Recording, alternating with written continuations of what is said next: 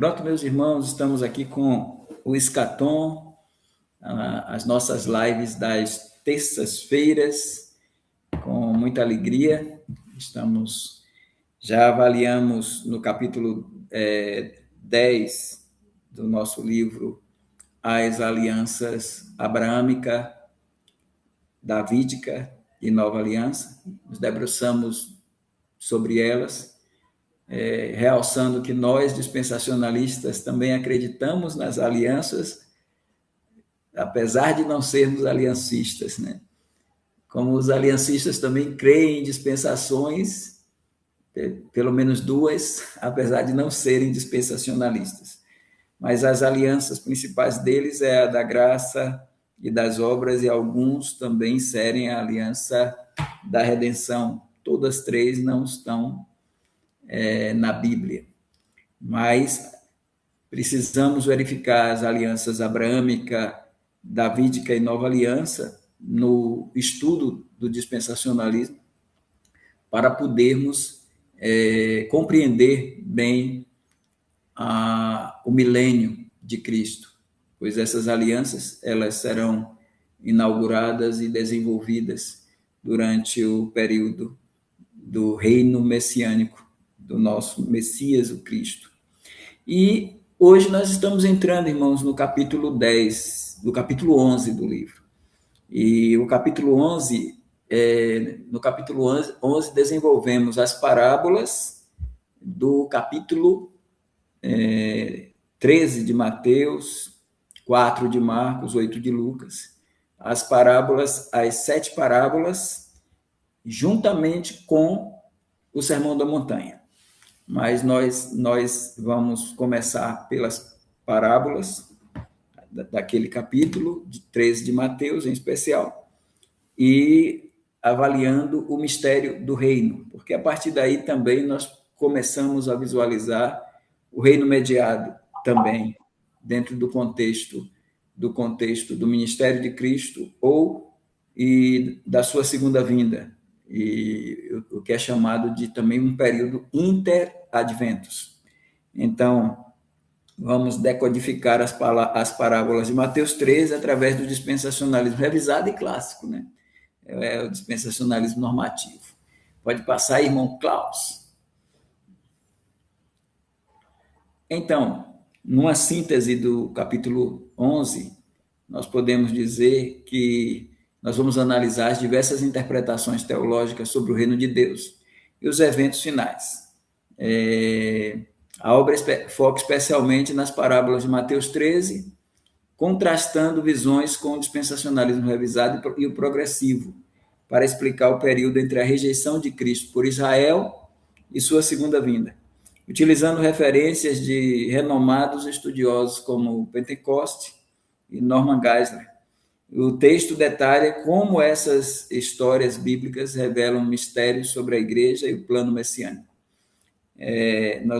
Nós examinamos a transição do ministério terreno de Jesus para uma era em que o reino está ausente, mas sua autoridade permanece ativa. Assim, o material busca oferecer uma base hermenêutica consistente para compreender o desenvolvimento profético e as condições do reino na atualidade. Então, essa é a síntese do capítulo 11. Né? Pode seguir, irmão. Então, sempre a gente coloca nos capítulos um epígrafe, né? Escolhemos um epígrafe de determinado autor. Nesse capítulo, a epígrafe que eu escolhi foi a de John Dwight Pentecoste, que é um dos mentores do dispensacionalismo revisado, ao lado de Heide, Alba McLean, John Walvoord e Charles Feinberg. Então, ele diz o seguinte: o decurso do presente século é apresentado numa segunda passagem encontrada em Apocalipse 2:3. Enquanto Mateus 13 descreve o presente século na sua relação com o plano do reino, Apocalipse 2:3 descreve a presente era em relação ao plano da igreja. O Pentecoste faz essa relação. Acho bem interessante, não é? Porque ele traz o plano do reino, já no ministério de Cristo, ele trazendo as parábolas para o plano do reino, perpassando a era presente, e Apocalipse 2:3 traz o plano da igreja. Como sabemos, nós que somos da escola futurista, nós acreditamos que estamos no Apocalipse. O presente do Apocalipse hoje é o capítulo 2 e o capítulo 3, através do qual nós temos: quem tem ouvidos, ouça o que o Espírito diz às igrejas, para Éfeso, Esmirna, Pérgamo, Tiatira, Sardes, Filadélfia e Laodiceia. A nossa visão interpretativa das igrejas é composta. As mensagens foram dadas para aquelas igrejas da Ásia Menor, foi direcionada a elas. Aquele que tem os olhos como chama de fogo, que anda no meio dos 7 castiçais de ouro e diagnostica aquelas igrejas, também ele diagnostica as igrejas nesses.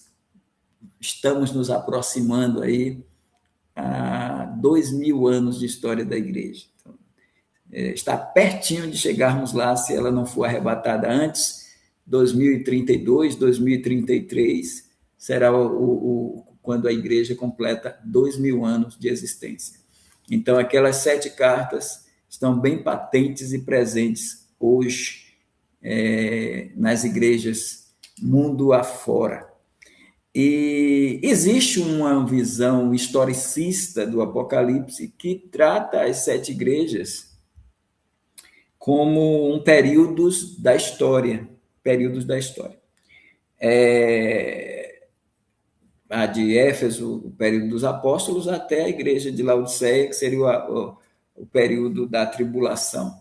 É uma visão historicista. Pentecostes faz uma relação dentro deste campo, embora ele não seja historicista, mas ele faz uma relação. Quem trabalha muito o historicismo é a igreja adventista, que é muito preterista na interpretação do Apocalipse. Mas Pentecostes está dando essa relação entre as 7 parábolas e as 7 cartas. Nós vamos dar uma olhadinha. Passa aí, irmão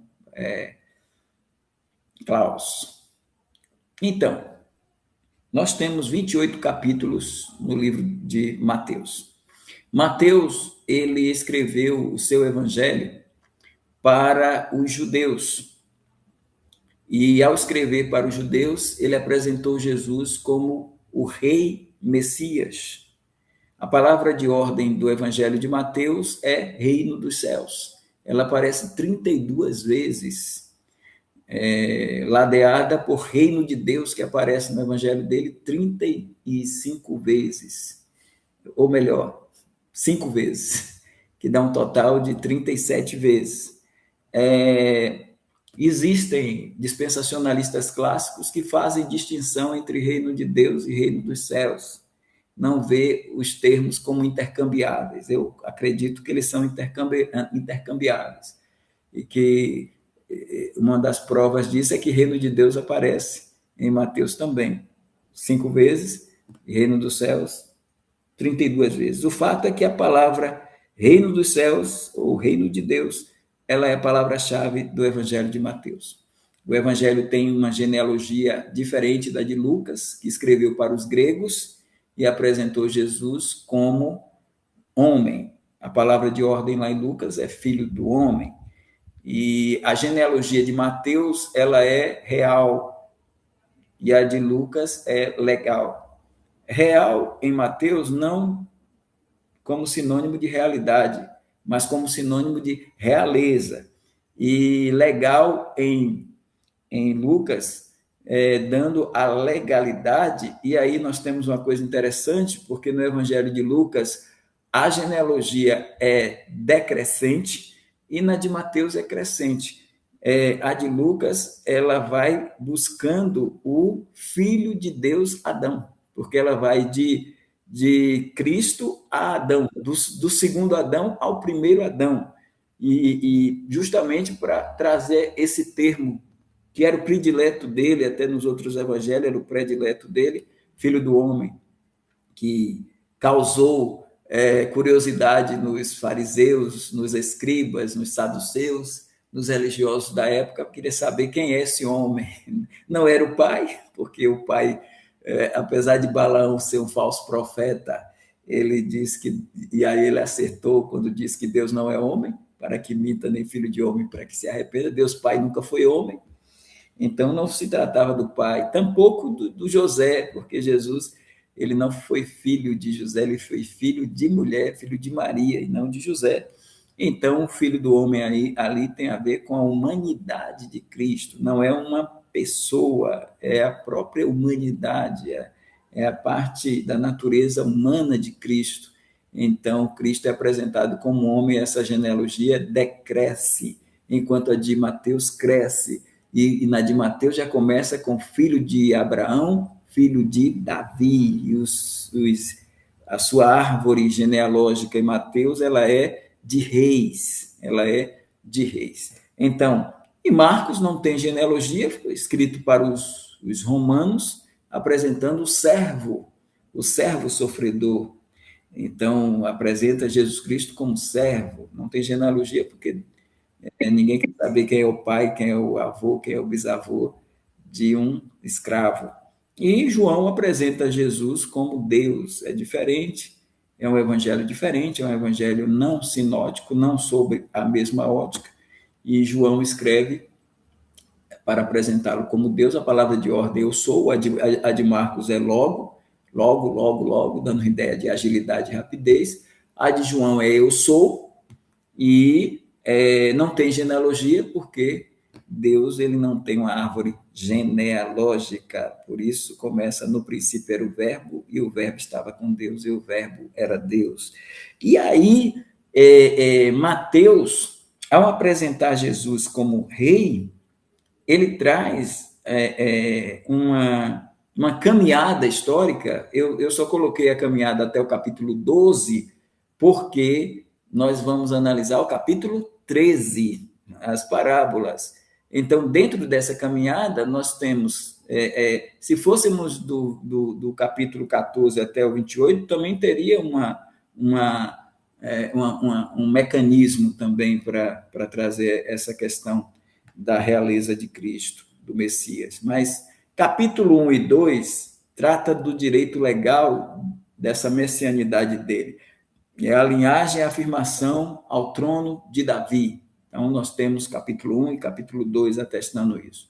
Capítulo 3 e 4 é a parte da dedicação e o direito moral, porque aí é o preparo do rei, o preparo do rei para chegarmos agora numa parte bem interessante que vamos analisar lá na frente, que é o Sermão do Monte, onde nós temos o direito judicial, em que Cristo, a ética do reino é estabelecida no Sermão do Monte. A ética do reino é trabalhada no Sermão do Monte. A questão da interpretação, de como nós vemos o sermão do Monte, nós vamos analisar lá na frente, com visões de Charles Hayre, de John MacArthur e de Martin Lloyd-Jones, que trabalham com essas análises, e os irmãos vão verificar direitinho, que é muito interessante a posição do Hayre, é a que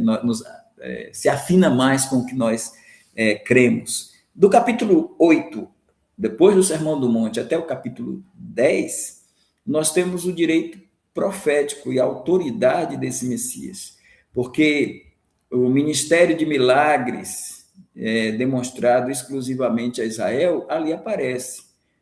Até no capítulo 10, ele designando os discípulos a irem e anunciar o evangelho do reino, não nas casas de samaritanos, mas ante as ovelhas perdidas da casa de Israel.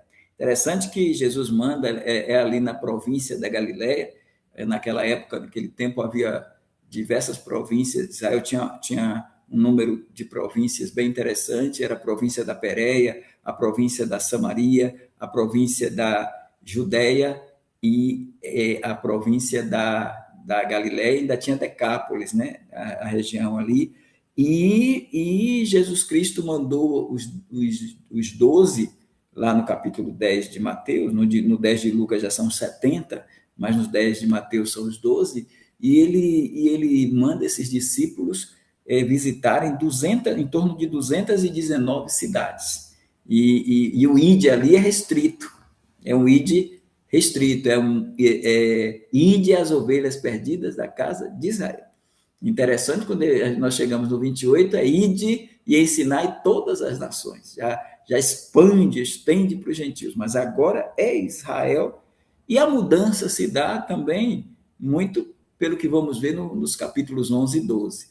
Mateus, irmãos, ele elenca vários milagres de Cristo para, no capítulo 8, puxar Isaías 53, versículo 4, que fala, trazendo como um cumprimento pelas suas... ele levou verdadeiramente sobre si as nossas enfermidades e as nossas dores. Ali não está tratando da redenção espiritual. A redenção espiritual está no 5. Pelas suas pisaduras fomos sarados, no verso 5 de Isaías 53. No 4, Mateus trouxe o cumprimento de Isaías 53, 4 para dentro do ministério de Cristo, de 3 anos e meio. Enquanto que no versículo 5 ele traz o sarar de Jesus vinculado às feridas do Calvário. Então, pelas suas feridas, fomos sarados. Já é uma redenção espiritual que está dentro do Calvário e não dentro do ministério de Cristo, que é trazido por Mateus no capítulo 8, linkando com o capítulo 9, capítulos 8, 9 e 10. Esses capítulos estão realçando os milagres de Cristo. Os milagres de Cristo, eles não são em si para provar a divindade de Cristo. Os milagres de Cristo em si é para provar a messianidade de Cristo. Isso até em João aparece, quando ele elenca, ele elenca 7 milagres, e ele vai lá para o fim do capítulo do livro, lá no capítulo 20, e ele vai falar que Jesus operou muitos milagres, né? Mas ele diz, mas estes foram escritos para que creiais que ele é o Cristo, e para que crendo tenhas vida em seu nome. É interessante, irmãos, que quando nós chegamos no capítulo 11 e 12, a gente tem algo bem interessante, principalmente o capítulo 12, porque até o capítulo 10, nós temos essa caminhada histórica para chegar no capítulo 13, nós temos o Messias indo pelos campos, pelos vales, pelas casas, pelas cidades, e pregando o evangelho do reino, e curando, porque as curas são o vindicar a sua messianidade. Até os apóstolos, quando operam milagres no livro de Atos, também isto está vinculado ao primeiro aos judeus e depois aos gregos, porque eles estão indo nas sinagogas, como Paulo nas suas viagens missionárias, e lá dentro das sinagogas, toda a luta de Paulo era para provar àqueles judeus que Jesus era o Cristo, o Messias. E aí, quando a gente chega nesse capítulo 11 e 12, a gente tem a oposição, a rejeição iminente do precursor e do Messias. A rejeição do Messias se dá, ali é o clímax. O que é interessante, parece-me que é o Norman Geisler, que diz que é aí que o rei é rejeitado. Claro que vai culminar no Calvário, mas ele está operando milagres, ele está desenvolvendo os milagres, ele está abrindo os olhos dos cegos, os irmãos se lembram aí mesmo entre o capítulo 11 e 12, em especial 12, nós temos João Batista em Maqueros, lá na fortaleza de Herodes, porque ele denunciou o casamento dele com Herodias, e preso lá, a ponto de, perto de ser decapitado, e ele está numa solitária, e ele manda 2 discípulos ir lá para Jesus, ele que anunciou, este é o Cordeiro de Deus que tira o pecado do mundo, ele que disse, eu vi, ele que dá testemunhos sobre Jesus Cristo, ele que diz, não sou eu Cristo e tal, mas de repente ele manda os 2 discípulos dizer a Jesus: és tu aquele que havia de vir, ou nós esperamos outro? E aí, os essênios, alguns deles dizem que João Batista era de lá, né? Lá de Qumran. Eles chegam porque eles acreditavam em 2 Messias, né? O Ben Yosef e o Ben Davi. Então, será que João está perguntando se seriam 2 Messias? És tu aquele que havia de vir ou nós esperamos outro? Será que a dúvida era de João ou a dúvida era dos discípulos e João já queria direcioná-los para perceber na sua morte prestes a chegar para eles irem seguir o Messias? Ou João Batista está, ele que anunciou o machado à raiz das árvores, ele que anunciou aquele que vai batizar com fogo e com o Espírito Santo, ele que anunciou a pá daquele que lá em Apocalipse tem a foice, tem a pá. Assim, será que João Batista anunciando o evangelho do reino é o precursor anunciando o reino? Será que ele pairou alguma dúvida nele? Mas Jesus não censurou, né? Jesus o exaltou depois que os discípulos foram. Entretanto, ele operou os milagres na vista deles. Quando perguntou, os discípulos vieram com a pergunta de João, Jesus operou milagres. Diz lá João que os cegos veem, os paralíticos andam, os leprosos são limpos, os mortos são ressuscitados e aos pobres é anunciado o reino de Deus. Isso aí caminhando muito junto de Isaías capítulo 61 e Isaías 35, Isaías 11. Então, Jesus já mostrando a messianidade dele a partir daí. Aí, quando chega nesse capítulo 12, nós já vemos algo bem interessante, porque Jesus vai expulsar o demônio de uma pessoa, e o povo está ali dizendo que ele é o filho de Davi, e os lavradores maus, claro, as parábolas daqui não tratam disso, mas aqueles líderes religiosos vão dar o veredito da rejeição. Ele expulsa demônios por Beelzebul, príncipe dos demônios. Aí Jesus dizer que é uma casa dividida não pode subsistir e taxá-los de blasfemadores contra o Espírito Santo, isto não tem perdão. Então Jesus se indignou com eles e ali, na rejeição dos líderes, nessa oposição crucial, nós temos um cenário montado para uma crise de aceitação. E aí a pergunta que vem: a nação receberá o seu reino? Ali está a rejeição. E a partir dali é interessante porque Jesus usa a palavra Engiken, que é a ideia de um reino que vem de cima, e aí Del Bock, Clegg Blaze, Robert Sussi, a turma do dispensacionalismo progressivo não consegue enxergar isso, porque o reino de Deus está próximo, não é igual ao reino de Deus foi inaugurado. Então, o reino de Deus, a palavra indiquem, que Bock tenta colocar como um reino de Deus que chegou, o reino de Deus, claro, Jesus estava trazendo o reino.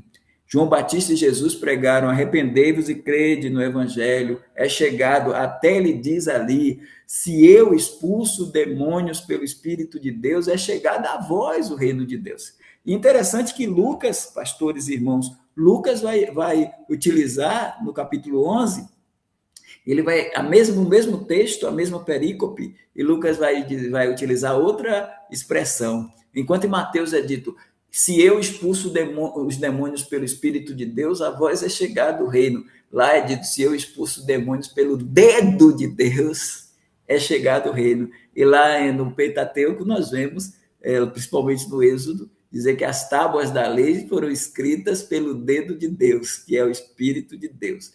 E quando a gente faz o paralelo entre a nova aliança e a antiga aliança, a primeira foi escrita pelo dedo de Deus em pedras dos 10 mandamentos. A segunda é escrita também pelo dedo de Deus nas tábuas de carne do coração, com a regeneração.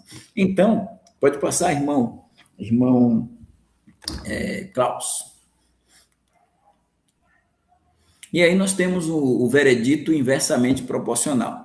Essa é a questão que nós falamos há pouco. né, da expressão de Jesus. Jesus expulsa demônios provando a chegada do rei. A chegada do rei. O reino viria com ele. Porém, o reino acabou pela rejeição sendo adiado, enquanto os progressivos dizem que foi adiantado. E os aliancistas dizem que foi inaugurado e concretizado até a volta de Cristo. Os progressivos dizem que ele foi inaugurado na escatologia chamada inicial, na tensão hermenêutica do George Eldon Led, no já, e para uma escatologia consumada no ainda não. Então, ele teria sido inaugurado, o reino de Deus estaria aí presente e iria até o ainda não na sua plenitude. Nós não acreditamos no reino de Deus. Quando falamos reino de Deus, estamos falando do reino messiânico, que é o que eles falam também. Estamos falando desse conceito de reino de Deus. O reino messiânico não foi adiantado. Ele foi adiado, e ao ser adiado, nós temos como comprovação disso dois fatos e uma expressão. Os dois fatos são, primeiramente, o precursor ter sido decapitado, e, em segundo lugar, o rei ter sido inaugurado. Então, como é que o reino de Deus vai ser inaugurado com o precursor decapitado e o rei crucificado? E a expressão é aquela que ele diz a Pilatos: o meu reino não é deste mundo. Se o meu reino fosse deste mundo, pelejaria os meus súditos, meus servos, em favor de mim, né? Então, a rejeição total ocorreu, a população debate. Este, porventura, o filho de Davi, no capítulo 12, versículo 23, e os fariseus respondem, atribuindo as obras do Espírito Santo a Beelzebul, ao senhor das moscas, ao príncipe dos demônios. Então, o reino foi adiado. Aquela geração perversa pagará com a destruição de Jerusalém no ano 70, lá por Tito, filho do imperador Vespasiano. O judaísmo, ele é morto, ele é assassinado, é defragada a sentença de morte dele na cruz. Na cruz, Cristo risca as cédulas que eram contra nós, nos seus mandamentos e tal, como diz Paulo aos Colossenses. Então, na cruz, Cristo mata o judaísmo, e aí vem a transição, sai o judaísmo, entra o cristianismo, sai a dispensação da lei e entra a dispensação da graça. E aí nós temos aquela geração perversa, paga com a destruição de Jerusalém no ano 70, e o reino terreno é tirado daquela época e daquela geração e reservado para uma geração hebraica posterior. No milênio a gente já discutiu isso aqui com aquela expressão: o reino de Deus será tirado e será dado a outra nação que deu seus frutos. E nós dissemos que não é dado à igreja como os aliancistas querem e os progressivos. E o pastor Zé Bezerra vai lembrar que eu até hoje não esqueço a expressão dele nos apoiando nessa ideia de outra geração de judeus, e o pastor Zé Bezerra colocou assim: como é que Deus ia tirar de Israel e da igreja e depois pegar de novo e dar para Israel? Então não teria cabimento isso. Segue mais um pouquinho aí, irmão Klaus. Então, mudança de método, o uso dos mistérios. Então, Jesus explicou a situação aos seus servos discípulos. A vós é dado conhecer os mistérios do reino dos céus, mas a eles não lhes é dado. Aqui Jesus citou Isaías 6, de 9 a 10, um texto usado 5 vezes no Novo Testamento, sempre em conexão com a rejeição de Israel ao seu rei. Jesus utilizou 4 vezes, 3 vezes nessas parábolas. João utilizou no capítulo 12 de João para afirmar que Jesus era o Messias, capítulo 12, de 37 a 43. E Paulo utilizou lá na prisão domiciliar dele, né? Na prisão domiciliar, quando ele estava lá em Roma, e foram alguns judeus lá, e ele diz: bem falou o Espírito Santo a vosso respeito, e citou este texto. Então tem essa expressão, que é uma expressão bem forte, né? de Isaías 6, de 9 a 10, elas se dão por causa em conexão com Israel. E, em especial, nessas parábolas, porque ele diz, por isso que eu vos falo, por parábolas, para que vendo não veja, para que ouvindo não ouça e tal, e é forte, né? E não se convertam e tal, e eu não os cure.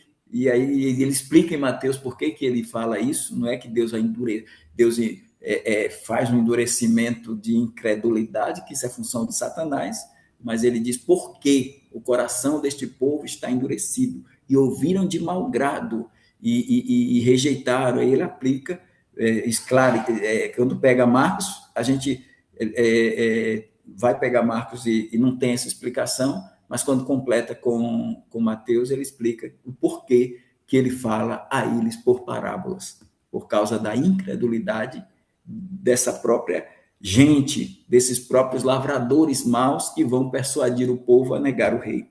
Então, qual é o insight? O ensino por parábolas não foi criado para simplificar a mensagem, mas para atuar como um mecanismo de segurança bíblica, revelando verdade aos discípulos enquanto ocultava o plano da nação incrédula, ocultava o plano dessa nação incrédula. Pode passar. E aí vem o cardápio hermenêutico, 4 lentes para Mateus 13. Então, claro, estamos falando de Mateus 13 porque nos concentramos nele, mas temos os paralelos aí com Marcos e com Lucas, Marcos 4, Lucas 8, porque a palavra parabolé e paroemia, que é parábola, que é uma comparação, é algo ao lado de um ensino ao lado de outro. Então, as parábolas elas aparecem nos sinóticos. Alguns colocam 30 parábolas, né? Quando inserem a parábola do rico e Lázaro, como nós não acreditamos que rico e Lázaro é parábola, que é uma história mesmo, verídica. Então, são 29 parábolas que estão em Mateus, Marcos e Lucas. O Evangelho de João não trabalha com parábolas, apesar da palavra aparecer também quando Jesus está prestes no sermão dele instrutivo aos apóstolos, pensando na igreja. Aí ele fala sobre essa questão, mas ele não traz as parábolas. Nós temos alegoria, né? Nós temos no capítulo 15 uma alegoria, quando você tem Jesus dizendo que ele é a igreja, que ele é a videira verdadeira e o Pai é o viticultor e nós somos os ramos. Ali é uma alegoria a partir de metáforas, né? De metáforas utilizadas. Então, nós temos o ultradispensacionalismo, que diz que essas parábolas são exclusivas para Israel. Aplica-se apenas aos judeus na tribulação, preparando a nação para o reino milenar. Os aliancistas, sendo os amilenistas, ou amilenaristas e pós-milenaristas, têm uma visão não dispensacional e eles dissociam qualquer sentido profético. Para eles, essas parábolas não têm sentido profético nenhum, eles lêem o texto apenas buscando lições espirituais e morais. Para os progressivos, eles usam a chave hermenêutica do Charles Dodd, que Eldon Led aplicou, que é o reino está presente na igreja, formando um único corpo, igreja e Israel unidos. Então, eles fazem essa aplicação, e nós, dispensacionalistas, revisados e clássicos, nós defendemos uma interpretação interadventus. As parábolas são um relato conotativo sobre as condições terrenas, sobre o plano do reino na época de ausência do rei. Essas parábolas, essas 7 parábolas. E aí nós vamos dialogar, nós vamos falar sobre elas na próxima terça-feira. Estamos só dando aí mais alguns dados. Diga aí, pode seguir, irmão Klaus. A mecânica do dispensacionalismo revisado. Aí nós temos a pergunta de Dwight Pentecost. O que aconteceu com o plano do reino de Deus agora que o reino foi rejeitado e o rei estará ausente. Aí nós temos a rejeição dos judeus na cruz, veio para o que era seu e os seus não receberam. A era interadventos, a gente tem aí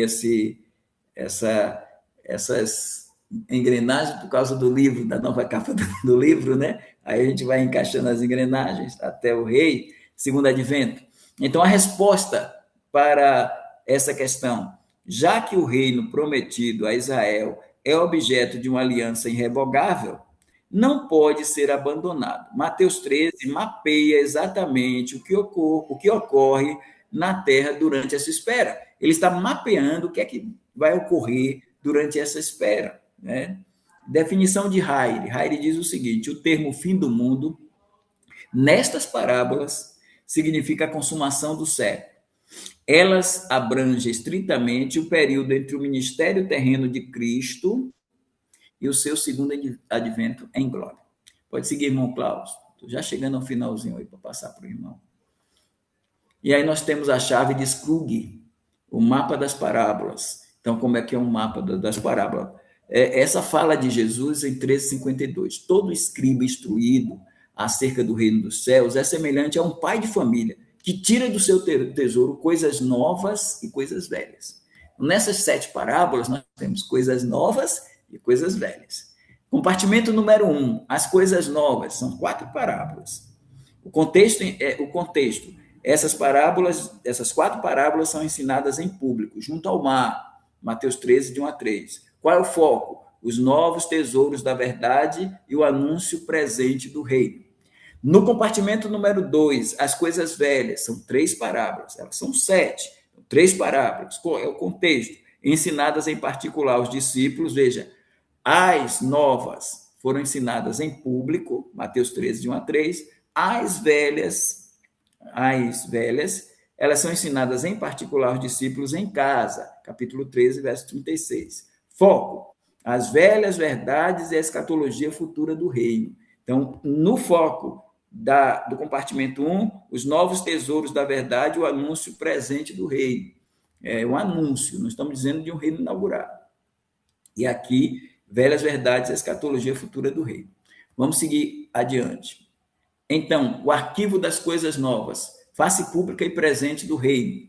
Então, nesse contexto da escatologia em si.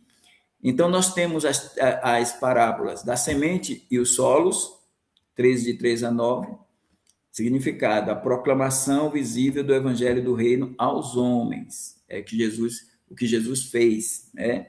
E aí, a gente tem a parábola do semeador. Trigo e o joio, significado, a falsa imitação do reino, a coexistência do bem e do mal até a colheita final. Mas a gente sabe que isso aí vai se expressar de forma contundente no período tribulacional.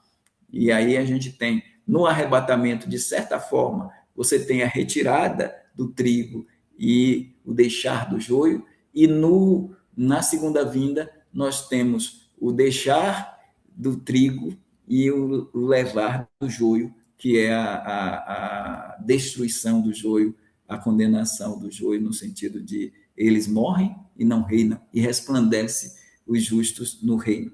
E aí o grão de mostarda, significado da expansão externa e visível do reino durante a era presente.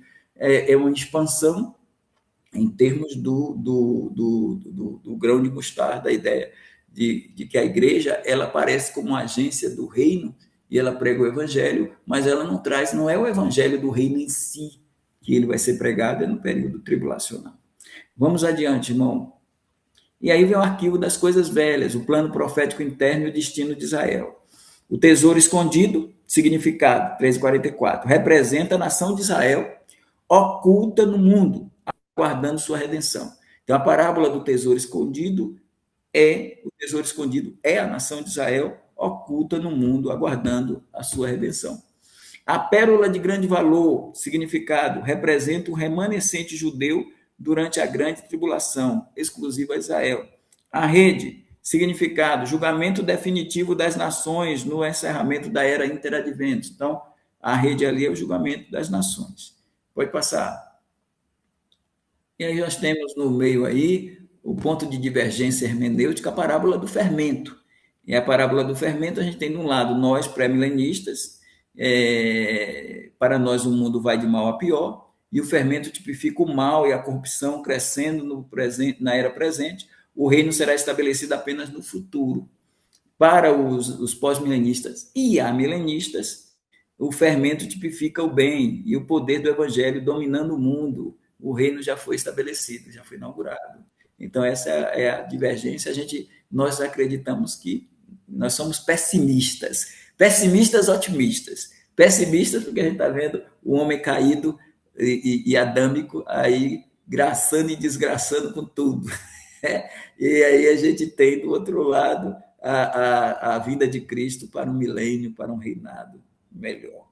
E aí finaliza com 13, o plano irrevogável, síntese de eventos. A oferta é o ministério de Cristo, ele como sumo sacerdote, oferecendo em oblação presente, né, a oferta de si mesmo por nossos pecados. Ele é a oblação pelos nossos pecados para nos santificar. Hebreus 10:10, Hebreus 10:14 trata isso. A rejeição da cruz, que ocorre, com ele mesmo morrendo. Então, Jesus não falhou em estabelecer o seu reino. Devido à rejeição daquela geração, ele não falhou porque ele vai dizer assim, Jesus falhou em vir a estabelecer. Não, está tudo dentro do projeto de Deus. Romanos 9, 10 e 11 trata disso. Então, tem um projeto de Deus aí. Não, nada foi frustrado.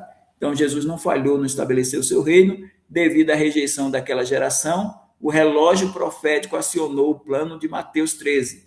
A palavra é semeada no mundo, o joio cresce junto com o trigo. Israel, o tesouro, permanece guardado. A história avança até que o rei retorne para reclamar o que é seu, o reino. A era interadventos, que é a nossa aí, do ministério, o ministério de 13, a consumação, que é a volta de Cristo para implantar o seu reino, advento e milênio. Os mistérios do reino não são um cancelamento das promessas de Deus, mas o seu engenhoso cronograma revelado aos que têm ouvidos para ouvir. Isso aqui, irmãos, é uma introdução. A gente vai entrar no assunto na semana que vem, tá bom? Então, isso é o que o nosso capítulo traz. A gente ainda tem muita coisa para ver e discutir. Encerramos aqui, irmão Elias.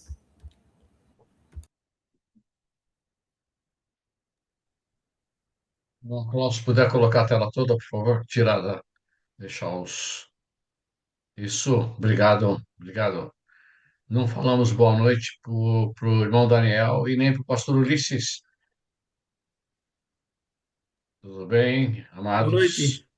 Boa noite, tudo Acompanhei bem, aqui no graças a Deus. trânsito hoje, fiquei paradinho lá no trânsito, mas cheguei em tempo. Muito bem. Oi, irmão. Oi, pastor Bezerra. Prazer em Tudo bem, vê-lo. irmão Daniel, satisfação nossa. Vai bem, graças a Deus. Muito bom. O pastor Juvenal, eu não lembro se nós não tá, acho que não conseguimos falar com ele, a internet dele estava ruim, então acho que ele não está conseguindo. Mas enfim, vamos lá. Antes, ainda temos um pouco de tempo. Pastor Lorival, por favor, fique à vontade. Eu, na passagem, na declaração, né? A voz é chegada do reino de Deus, que há em Mateus 12, 28 e Lucas 11, 20, conforme o pastor apresentou. O pastor pode explicar um pouco mais essa frase, entendendo que o reino, logicamente, não estava sendo estabelecido, mas ele diz que a voz é chegada do reino de Deus. Seria, logicamente, a gente entende que é no caráter de juízo, né? Porque é evidente que o poder do reino de Deus já estava influenciando ali sobre eles, né? Claramente, através dos sinais todos que Jesus demonstrava. Mas podia discorrer um pouquinho mais, pastor, nesse sentido? Assim, o rei chegou, o precursor veio na frente, limpando o caminho para ele chegar. Esse é Elias, né? Esse é Elias que havia de vir. E claro que vai ter que vir um novo Elias, porque o reino não foi implantado, né? Que seria o Elias mesmo, em si. Agora, é interessante que o Stanley Townsend, ele contraria o Bock, quando o Bock coloca porque a palavra, pastor Lorival, é Engiken. Então, a ideia de Engiken para o Bock seria a instalação, a inauguração. A ideia do Townsend, eles não têm fundamento esta colocação de Bock, porque a ideia de Engiken, aí, nesse caso, é que o reino está vindo de cima, ele está chegando, porque Cristo está vindo, o rei está vindo, só que houve uma rejeição. Assim, fatalmente, a chegada quando Jesus vai operando os milagres, ele está dizendo a voz é chegada do reino e tal, e a reação dos judeus, ali encabeçada pelos seus líderes, quando até o povo chega como se o povo fosse repreendido por eles, porque o povo diz, rapaz, aqui, o que a gente está vendo aqui é o filho de Davi. E até o cego, lembra o cego lá dos 2 cegos de Jericó, gritando, Jesus, filho de Davi, tem misericórdia. Essa expressão já está dizendo como Messias, né, que ele vai dar visão aos cegos e tudo. E quando ele chega em Nazaré, que ele diz, agora, hoje se cumpriu essa escritura, tem os 2 anos, né? Os 2 anos que são o ano aceitável do Senhor e o ano da vingança do nosso Deus. E que Jesus para no ano aceitável, em meio aos milagres que estavam sendo feitos, o evangelho anunciado aos pobres, tudo era o reino para chegar, era o rei chegando. E aí os progressivos usam a atenção já ainda não para dizer que o ano aceitável está no já, porque há uma diferença, irmãos, que a gente precisa pegar entre atenção já ainda não, que não corresponde à realidade, com o que Randall Price chama, e eu acho que é melhor, apotelesmática, porque a atenção já ainda não é um cumprimento parcial de uma promessa completa. A apotelesmática é um cumprimento completo de parte da promessa. É muito mais correto. Ou seja, houve ali em Nazaré, em Lucas 4, um cumprimento completo de parte da promessa no ministério de Cristo. Vamos chamar o primeiro ministério de 3 anos e meio, porque o segundo é no milênio, né? O ministério rei-sacerdote. Então, agora, quando a gente tem cumprimento completo de parte da promessa, a gente tem o ano aceitável ao Senhor. Aí depois vem, quando Jesus voltar, o cumprimento completo da outra parte da promessa, o ano da vingança do nosso Deus, que começa com o dia da ira, o dia do Senhor, que é o período, a igreja sobe e com o dia de Cristo para ela e o dia do Senhor para os que estão na terra. Então, esse reino, com certeza, ele teria chegado e sido inaugurado se o povo recebesse. Mas João 1,11 vai mostrar que não recebeu.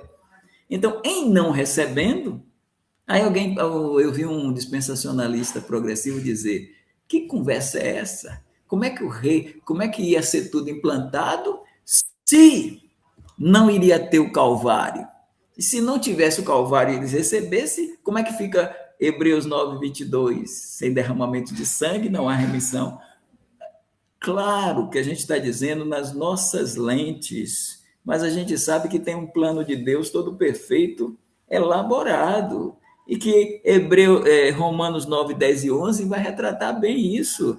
Nada foge ao Deus soberano e que controla todas as coisas. Então, o reino de Deus é chegado porque Jesus está no ministério. O reino de Deus é rejeitado porque Jesus foi para o Gólgota.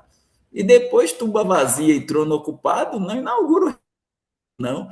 Então,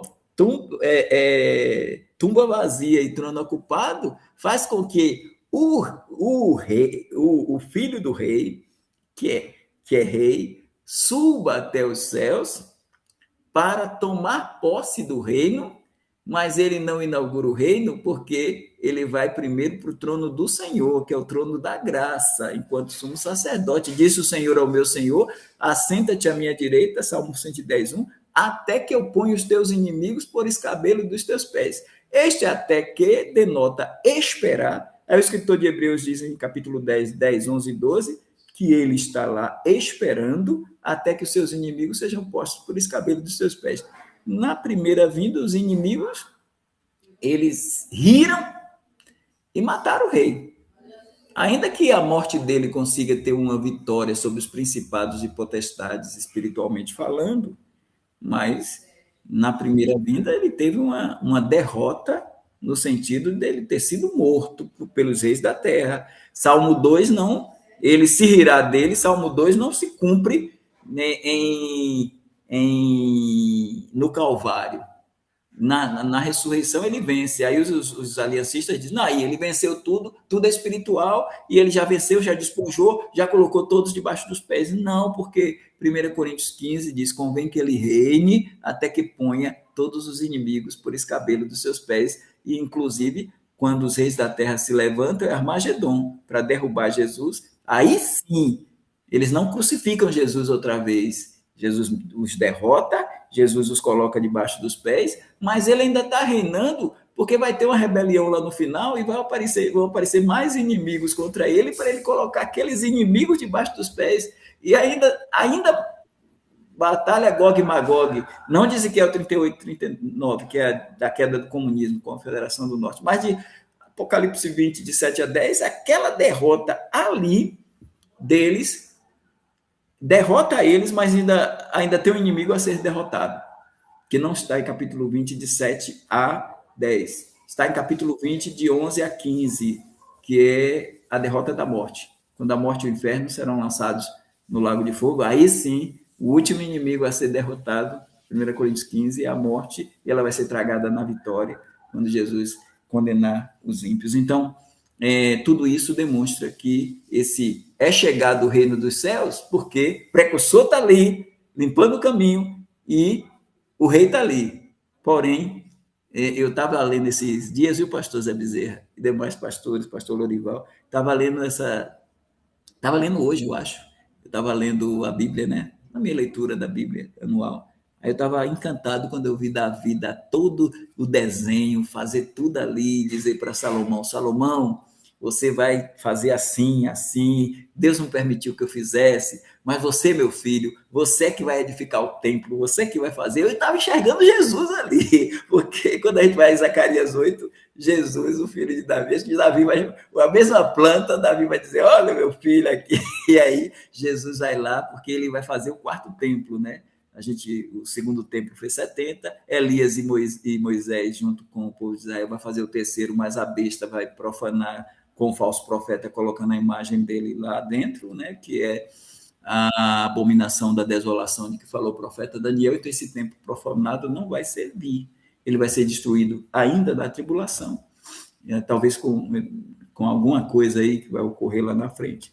Aí, quando Jesus for implantar o milênio, aí ele, o filho de Davi, vai construir dentro desse reino inaugurado o quarto templo. Então é aí que o reino chega, é aí que o reino é inaugurado. Obrigado. Professor Dorival, algum irmão tem mais alguma pergunta, alguma colocação? Se não tivermos por enquanto, né? Porque essa foi uma introdução, né? Só, pastor Dorival, foi uma pincelada aí, né?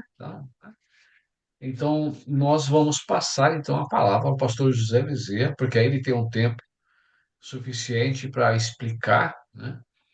E nos posicionar a respeito de uma obra aí maravilhosa que a gente estamos pretendendo participar, se Deus quiser, né? O grupo Escatom aí. Então, pastor José, por favor. Pastor Evaldo, muito obrigado. E a gravação continua, porque, pastor José, essa gravação, ela vai para o YouTube. E muitos irmãos assistem lá depois. E aí, até esses irmãos que assistem, se quiserem futuramente contribuir com a obra do missionário aí de folhetos, né? Eles podem contribuir. Nós vamos disponibilizar uma conta de Pix depois para centralizar. Normalmente, todas as nossas ofertas nós colocamos na conta do nosso irmão Almir, que ele não pôde participar hoje por uma razão muito forte, mas ele não pôde participar, mas as nossas ofertas normalmente nós colocamos lá e ele direciona. Então, na gravação, nós vamos deixar isso bem claro também. E se algum irmão de qualquer outro lugar quiser participar, só manda o Pix lá e com certeza será direcionado para missões, para o missionário. Vamos aguardar as suas indicações. Pastor José, a palavra é sua. E também essa gravação serve para a tribulação, né? Aqueles que não assistiram às nossas aulas, os amilenistas que não forem, e pós-milenistas que não forem arrebatados, eles vão ficar aqui, eles vão precisar assistir essas aulas, né?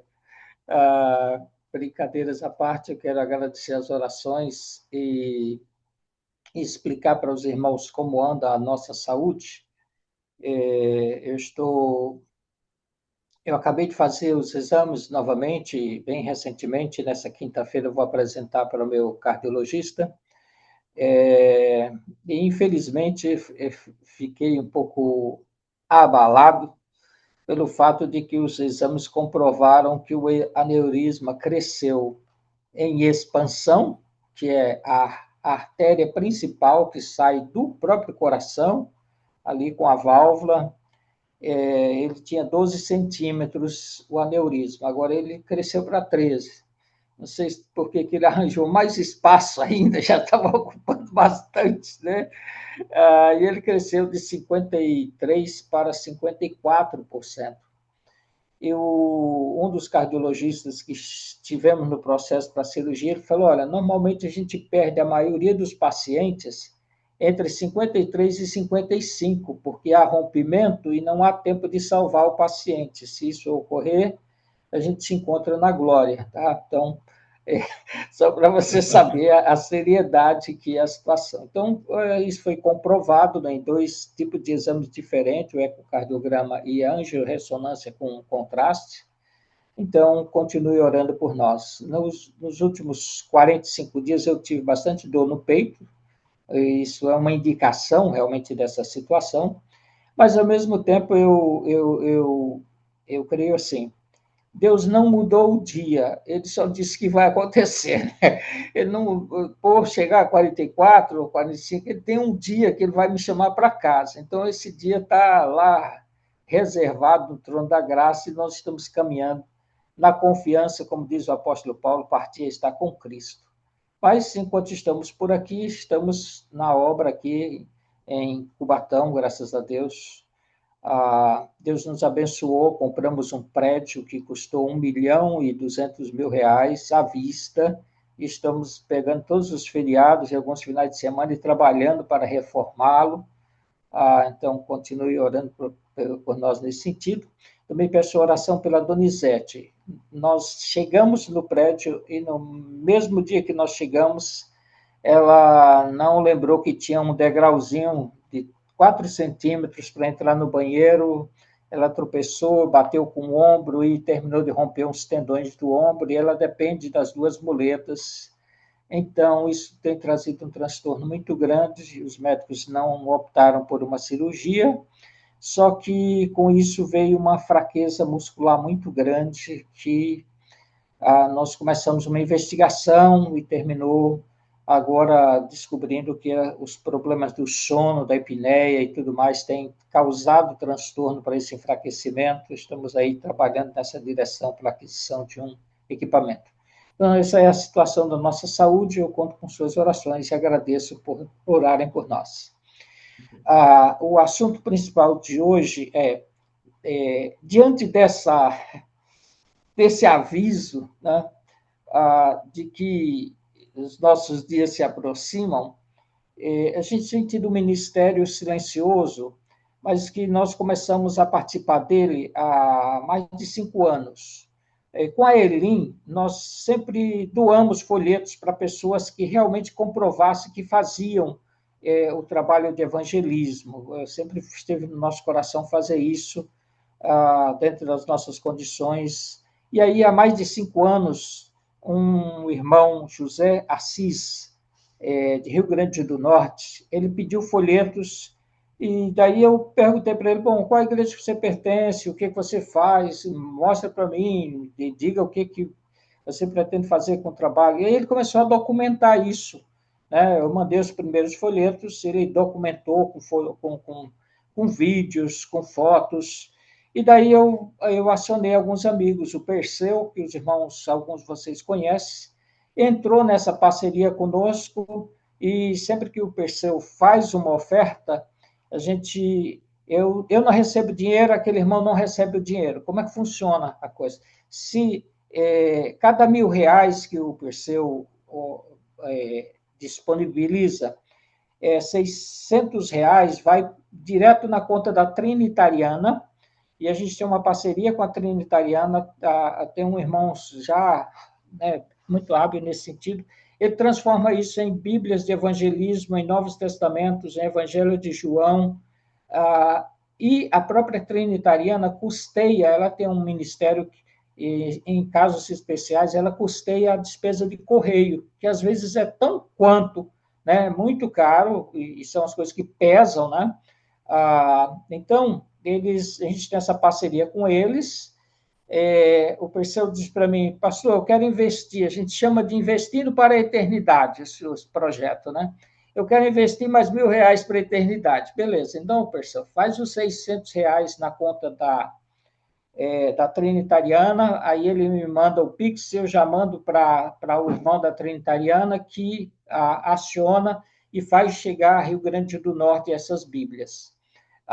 Eu falei com o Antônio Marcos também, isso há mais de 5 anos atrás, e aí o Antônio Marcos, Deus tem abençoado ele tem se envolveu com isso, hoje ele doa, de tempos em tempos, ele doa 100 Bíblias, 200 Bíblias, 500 Bíblias, porque o ministério cresceu muito, ele foi arranjando novas pessoas, novas equipes, hoje são 37 equipes, em Rio Grande do Norte, na Bahia, no Ceará, Maceió, Alagoas, no estado de Alagoas, a Bahia afora, Minas Gerais, e ele tem 37 grupos de WhatsApp.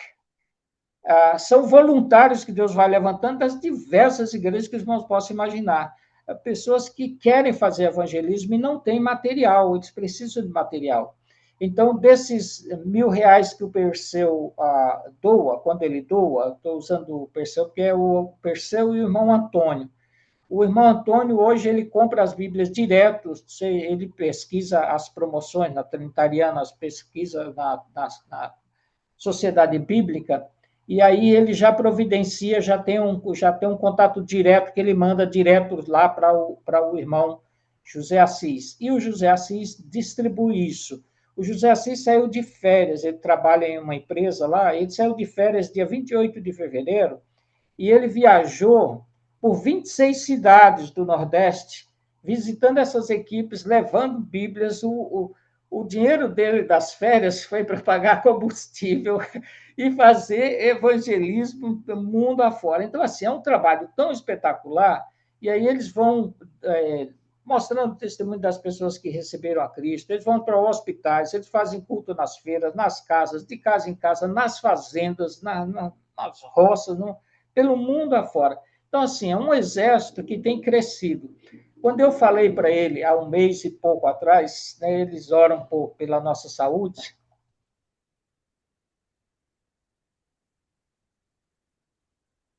da nossa situação, ele até fez uma convocação para todos os grupos. Ele falou, gente, foi o pastor José que trouxe o Perseu, foi o pastor José que trouxe o Antônio Marcos, e o pastor José, os outros R$ 400, no caso do Perseu, ele deposita na conta da Elim e a gente pega e transforma em 10.000 folhetos, preço de custo, mais o frete, a Elim paga o frete, para fazer esses 10.000 folhetos chegarem lá também nas mãos desse irmão. E essas pessoas viajam de ônibus, de todas as formas, para irem lá, ou uma pessoa vai viajar para um lugar tal, então você vai levar as Bíblias do fulano, do Beltrano, do Cicrano. É material infantil para contar histórias bíblicas, tem mulheres, moças que contam as histórias bíblicas nos vários lugares, a feira, qual casa que abrir a porta para fazer culto, esse pessoal faz. Então, é um pessoal que sabe conduzir pessoas a Cristo, um pessoal que tem paixão por evangelizar, que nós gostaríamos tanto que os nossos membros tivessem, né? que precisam de material, e às vezes as pessoas choram pedindo material para a gente. Então, eu não recebo dinheiro para esse ministério. Ou o dinheiro é transformado em folhetos, direto na conta da Elim, ou é transformado em Bíblias, direto na conta da Trinitariana.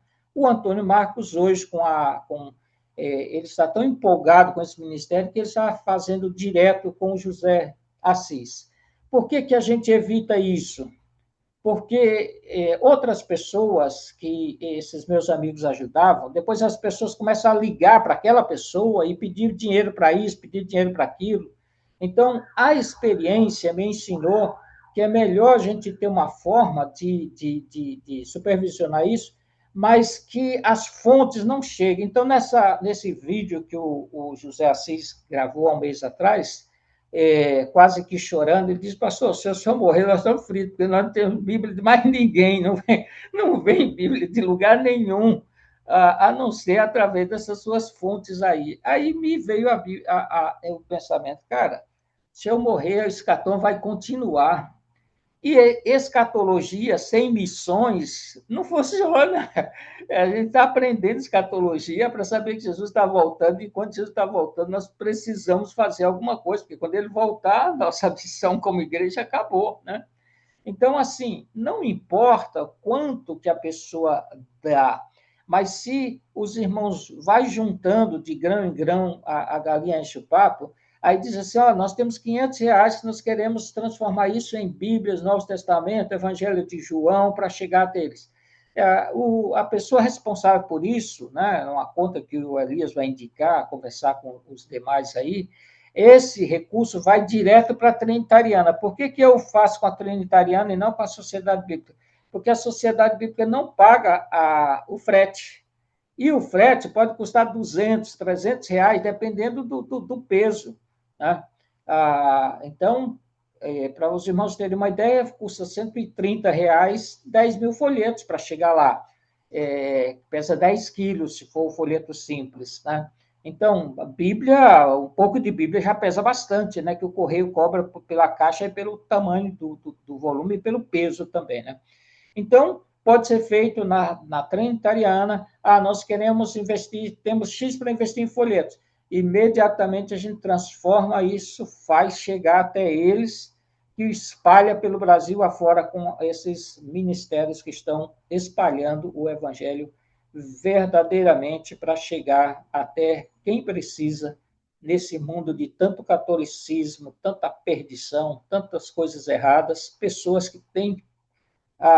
Eu recebi ontem, antes de ontem, o relatório de um outro irmão em Minas. O irmão sai, ele passa uma semana viajando. E é de moto, irmãos. Imagina, tem lugar que a moto não vai, então ele deixa a moto e vai a pé. Aí eles chegaram na casa de uma senhora para entregar uma Bíblia, para falar de Cristo. A senhora disse: eu não estou bem de saúde, era ele e o diácono. Mas nós podemos fazer seu almoço. Aí ele filma, um está cortando lá as coisas, e o outro está cozindo feijão, né? E eles fazem o almoço para aquela senhora e apresentam a Cristo, deixam uma Bíblia com aquela senhora. Então, assim, é extraordinário ver a criatividade do povo de Deus e como eles só precisam de ferramentas que possam deixar nas mãos dessas pessoas, além de comunicar a mensagem de salvação. Então, é um desafio que a gente está deixando aí, porque se algum dia desses vocês souberem, o pastor Zé foi, eu vou feliz em saber que o Escatom também está orando por esse ministério de expansão do Evangelho, de missões, que é fazer chegar até as pessoas nos lugares mais inimagináveis o Evangelho de Cristo Jesus. Amém. Qualquer pergunta que eu possa responder, eu estou aqui. Bom, mas, pastor José, essa história de pastor José foi, não significa muito não, porque às vezes a gente pode ir antes, né? Porque né, não tem nada a ver, não. Mas eu fui Hã? eu fui 4 vezes e voltei, né, irmão? Tive 4 Certo. paradas cardíacas. É um bom consolo, viu, pastor? Você me inspira. Pastor, são esse ministério que nos envia essas Bíblias. Aqui é o Henrique, né? Porque o senhor falou da Bahia, então tem essas Bíblias aqui, diz que tem folhetos também, aí ele nos manda e a gente... Irmãos, eles têm, o Assis, eles mandam as Bíblias a vários lugares. Então, assim, eu não tenho controle de dizer para o irmão ou não é. Por quê? Porque as Bíblias chegam até eles e eles vão distribuindo para esses porta-vozes que vão surgindo, né? É possível, porque aqui quem me manda é o Henrique. Eu vou até depois perguntar a eles se tem algum vínculo José com Assis. com esses, com esses nomes, porque é bem interessante. Parece que, pelo que o senhor falou aqui, o Jailson é o irmão Henrique, pastor David, deixa eu ver aqui, pastor Davi Hartmore. Não sei se tem relação. Tem um monte de pastores que o irmão tem mencionado, mas, de novo, eu não tenho um controle assim para afirmar para o irmão. Eu sei que eles têm documentado o trabalho nos hospitais, nas prisões, na feira pública, nas casas, mundo afora, com fotos, mandando para a gente do testemunho das pessoas, agradecendo as Bíblias que estão recebendo, os materiais. E tem crescido o número de pessoas que querem fazer isso, né? Eu falo porque, pelo que o senhor falou, coincidiu, porque é da Trinitariana, a Bíblia aqui é Trinitariana, e é Corrigida Fiel, Trinitariana, e também eles não cobram, o frete é por conta, não manda. Então eu digo, deve ser essa mesmo. O senhor falou Bahia. Alguém está subsidiando essas Bíblias, você pode ter certeza, né? Alguém está, né? Então, esse nosso trabalho é justamente de fazer esse fornecimento, né? Esse financiamento para que a Bíblia chegue, Novos Testamentos, os folhetos, em muitos lugares.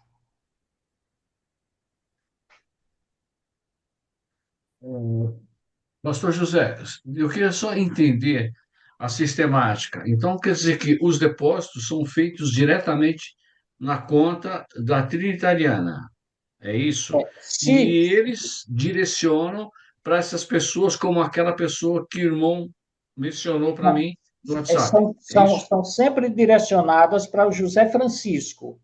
O José Francisco é o líder de José Assis. O José Assis, em Mossoró, ele é o líder que fornece as Bíblias pessoalmente para essas outras equipes.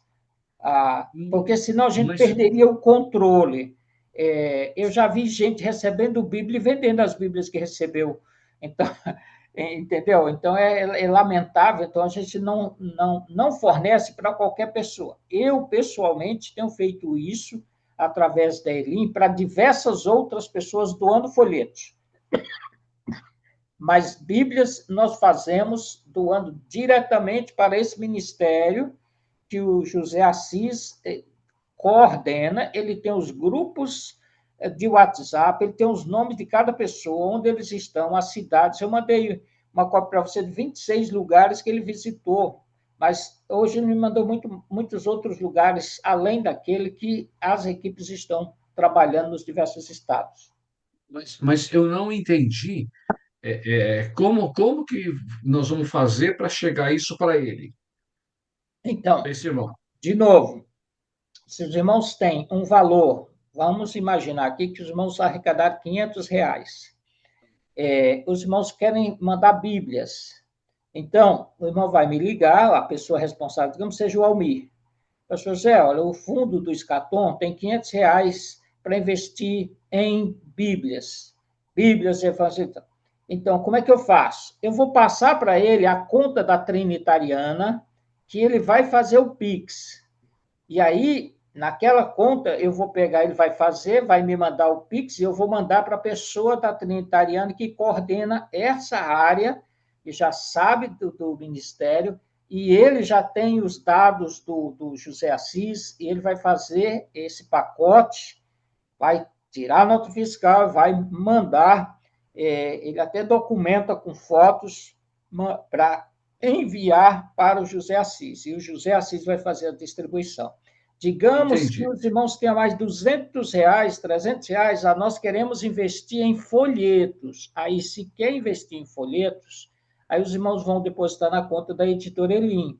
E a Elim vai fazer aquele valor chegar em folhetos lá, sem custo para eles, porque eles não têm condição de pagar. Por exemplo, 10 mil folhetos simples, eu paguei R$ 136 há 30 dias atrás para enviar 10 mil folhetos. Então, a Elim vai fazer chegar até eles folhetos. É assim que o material chega até eles. Entendi, entendi. Então, nós vamos aqui arrecadar, e depois falamos com o irmão vai nos direcionar Isso. o primo que vai mandar essa oferta Uhum. para onde deve ser mandada. Nós nunca depositamos dinheiro na conta do José Assis ou na conta de alguém lá para eles comprarem Bíblias e tal. Não, não. Nós fazemos chegar o material nas mãos deles. Entendi, entendi. Tá bom, tá bom. Então, eu ia perguntar se tem assim uma quantidade mínima. Não tem, né, pastor? Não, Mas não eu tem. acho que É não tem. lógico que o ideal é juntar para você enviar uns R$ 500, entendeu? Vai juntando, vai juntando. Tem R$ 500? Tem, entendeu? Eu tenho R$ 100, eu quero. Por quê? Porque tem a questão do frete. O frete pega. Então, o mínimo que a gente tem mandado de Bíblias, Novo Testamento e Evangelhos de João tem sido R$ 600. Assim, o que eu pretendo fazer, né? Nosso grupo aqui é um desafio aí, tem outros irmãos que não estão participando, mas que estão no nosso grupo aí, e é aquilo que realmente o pastor falou, é 20, 30, 40, 50, junta tudo, dá um valor, a ideia seria, pelo menos o que eu penso, né? Não sei o que os outros irmãos vão pensar a respeito, é ter um valor mensal e, olha, todo mês vamos ter um alvo de mandar tanto para que possa ser folhetos, bíblias, entendeu? Alguma coisa nesse sentido.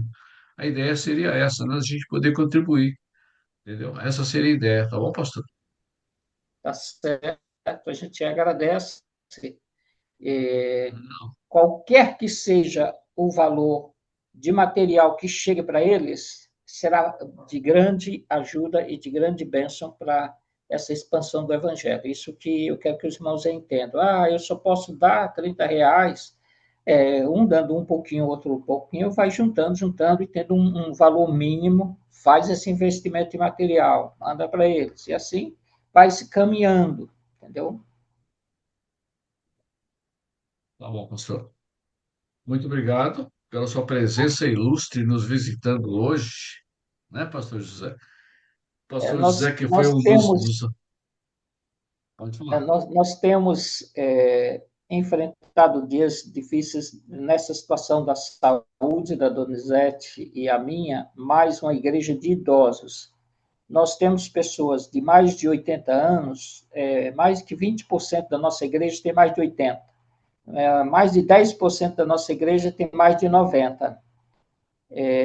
Que aí, entre 90 e 99 anos, nós temos uma leva de membros fundadores.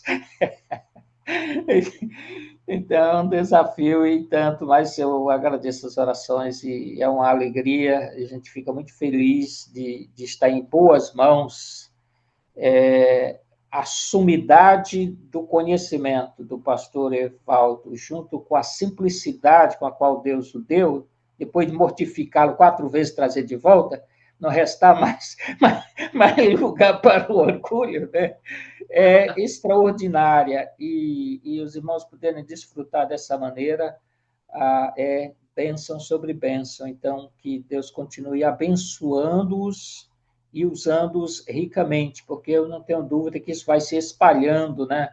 A gente não pode olhar para o número que está aqui, mas olhar os que ouvirão depois, e com certeza vai chegar o dia em que buscarão com grande sede na internet respostas aos grandes acontecimentos escatológicos de agora e dos próximos meses e anos que estão por vir. Então, é um tesouro.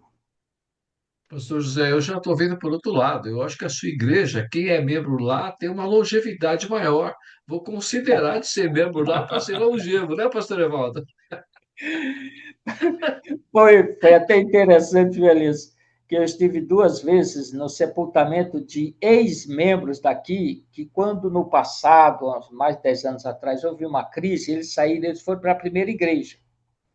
Aí, eu estava nesse sepultamento e um diácono veio para mim e falou, batendo no ombro de um outro irmão que era daqui, né, que está lá ainda, né? Aí ele falou assim, pastor Zé, esse aqui chega para mim e fica me ameaçando, dizendo, eu estou voltando para casa, né? Dizendo que está voltando para cá, né? Aí eu falei, também, irmão, depois dele ver que os que vieram de lá para cá tá morrendo todo mundo, então ele deve querer voltar. Mas é brincadeiras à parte, né? É bênção Mas, de rapaz, Deus. mas, pastor José, a sua igreja, eu acho que é como o milênio. Morrer aos 100 anos é morrer jovem. Eu acho que essa igreja aí tem uma...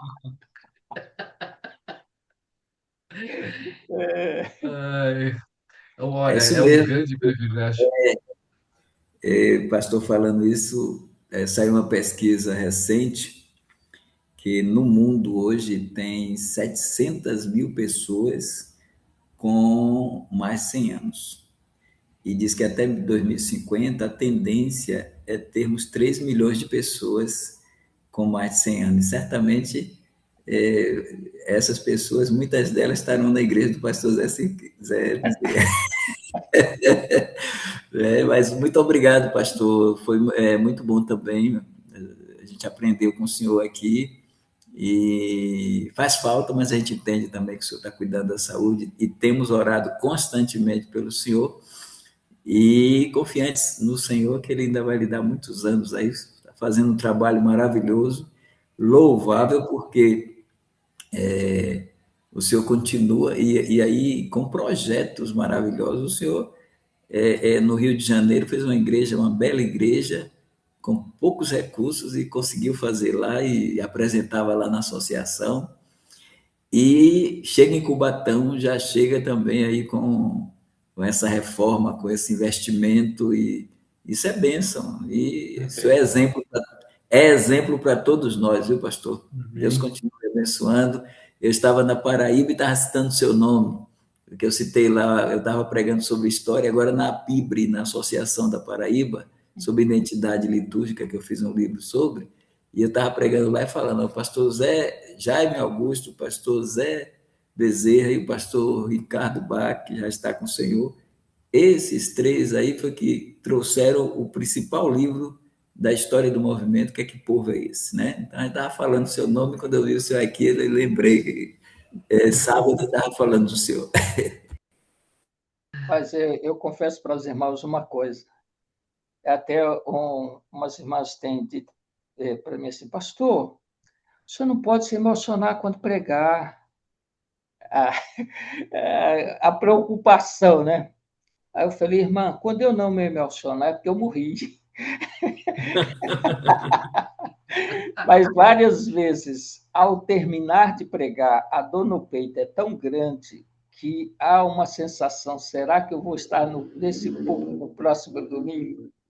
Então, é uma sensação estranha que lembra o apóstolo Paulo preso, né? Será que na próxima semana eu vou estar vivo? Aquele sistema que o governo romano não estava dizendo para ele o dia que ia cortar a sua cabeça, né? Mas, então, é uma sensação estranha, mas ao mesmo tempo é uma sensação de realização. Eu não me aventuro mais pegar um avião para ir para a associação lá no Nordeste, o que eu poderia fazer nesse sentido já fiz, mas é muito legal de estar formando uma nova geração na igreja de líderes com uma visão bíblica e paixão pela causa do Senhor que não pode morrer, né? Então, os cabelos envelhecem, a gente fica careca, mas o evangelho está novíssimo em folha, né? Ouvindo o irmão pregando e lembrando de Jesus de braços abertos, pregando essas verdades para aquelas multidões, né? E como ele anseia por esse dia, quando ele vai se tornar o rei das nações e a sua noiva ali agora a esposa do Cordeiro reinando com ele. Então, tudo isso enche nossos corações de alegria, de esperança, de fé e de desejo de fazer até que ele volte. Nós tínhamos uma missionária, a Iloni, ela esteve o ano passado visitando, veio nos visitar aqui, estava trabalhando em Manaus. E aí ela esteve na igreja dela em São Paulo, e os irmãos, Iloni, você já tem mais de 70 anos, quando é que você vai aposentar? Ela disse, eu vou morrer trabalhando, servindo ao Senhor. E há 3 meses atrás, aproximadamente, ela estava voltando do culto quando foi atropelada e foi levada para a glória. Então, assim, até os 70... Ela foi minha colega de seminário, foi da primeira turma junto com a Donizete. Ver a pessoa se gastando de uma maneira total na obra todos esses anos. Podia estar aposentada já há bastante tempo. Ela disse, eu quero morrer trabalhando. Então, a nossa paixão pelo nosso Deus nos mantém de pé pela sua graça para avançarmos. E aí eu deixo uma palavra de Charles Studart. Ele gastou parte da vida dele, a fortuna dele, quando ele recebeu a herança do pai, ele deu para Hudson Taylor na China. E ele trabalhou muitos anos na Índia, mas ele ficou tão doente, que os médicos disseram para ele, você tem que voltar para a Inglaterra, porque senão você vai morrer aqui. Aí ele voltou para a Inglaterra, mas ele não se contentou lá. Aí ele se candidatou para ir para a África. E aí, quando falaram assim, não, mas se os médicos não dão autorização para você ir para a África, nós, a missão também, nós não aprovamos. O que você quer fazer na África? Ele disse, irmãos, sem a aprovação dos médicos e sem a aprovação da missão, eu quero morrer na África para que o meu túmulo sirva de degrau para que outros vá mais adiante e leve o evangelho à frente, né? Então, a paixão dele é que se morrer na obra na África está de bom tamanho, e realmente fez um trabalho extraordinário e fundou a missão para o interior da África, que faz um trabalho brilhante até hoje. Então, é muito bom ver cada um dos irmãos, essa hora, né, irmão de cabelos brancos, os irmãos carecas, né, e estamos aqui conversando sobre as coisas de Deus. Só a graça de Deus, a bondade de Deus que nos mantém de pé para a glória dele. Então, não é nada nosso, diz o apóstolo Paulo, né? É de Cristo, por Cristo, para Cristo. É uma honra ter estado com os irmãos, que Deus os abençoe ricamente. Desculpe de passar da hora aí, falando para os irmãos além da conta. Que Deus os abençoe ricamente. Amém. Amém. Obrigado, pastor. E tá, as portas do Escatom são suas, né, pastor? O senhor sabe disso. Quando quiser, pode entrar. É um grande prazer para todos nós, né, pastor Evaldo? Com certeza, e os demais irmãos também. Bem, então nós vamos encerrar e o pastor Ulisses, nosso querido pastor Ulisses, vai nos despedir com uma oração. Tá bom, pastor? Muito obrigado a todos, irmãos. Como sempre, uma bênção. Obrigado, pastor Evaldo. Uma bênção, graças a Deus. Pastor Ulisses. E assim, sua esposa, como é que está? Eu havia pedido no começo que orações por ela, né? Ela fez alguns exames, saiu alguns resultados. Amanhã tem uma consulta médica para ter uma definição maior, mas precisamos de orações para que Deus possa abençoá-la, ela se recuperar. Estamos um pouco preocupados, mas sempre nas mãos de Deus, que, aliás, como sempre, né? Em tudo, né? Mas mais do que nunca, cada vez mais, tá bom? Então peço Tá que bom, os irmãos orem por ela, tá bom? Obrigado. vamos lá. É maravilhoso, somos gratos ao Senhor. Mais uma noite, o grupo Escatom se reúne para estudar a tua palavra. E quão maravilhoso é, Deus, temos servos do Senhor capazes para realmente ministrar uma aula tão boa como essa. Agradecemos, louvamos teu santo nome pela vida do nosso pastor Evaldo, eterno Deus. Quero também agradecer pela vida do pastor Zé Bezerra, que tanto já nos ensinou também aqui nesse grupo. Agora tem cuidado da sua saúde, cuidado da esposa, e que o Senhor continue abençoando, guardando, protegendo, tanto ele quanto a dona Maria Donizete, bem como também a amada igreja, eterno Deus ali em Cubatão, os amados irmãos que servem ao Senhor lá e estão firme e forte na obra do Senhor. Toda aquela patrimônio que eles adquiriram, eterno Deus, que estão fazendo reformas para se adequar como anexo à igreja, dê condições, tanto financeiras também, como condições para os irmãos que têm ido nos fazendo multirão, continue indo.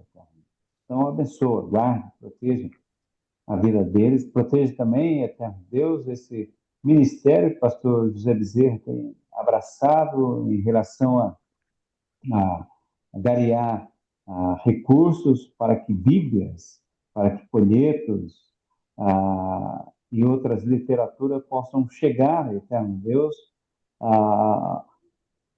por vários estados aqui do nosso Brasil. Que o Senhor continue abrindo as portas, eterno Deus, e dando toda essa condição. Também, ó Pai maravilhoso, eu rogo ao Senhor, como já foi orado no início, como Elias disse, pela esposa dele, a Lília.